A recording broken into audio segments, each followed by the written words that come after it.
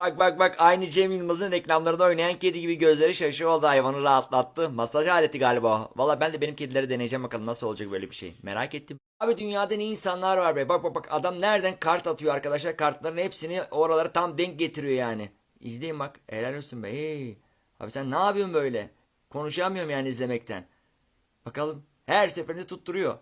Kim bilir kaç saat denedi bunlar ama, değil mi?